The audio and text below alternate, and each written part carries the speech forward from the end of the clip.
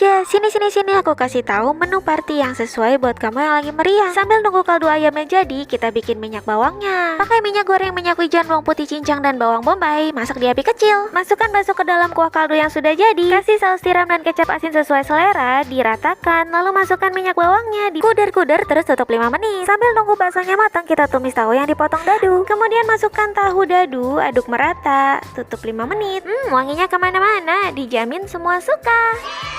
Aku mau ininya dulu.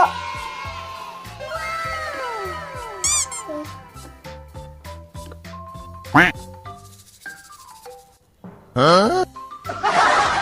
Oh no!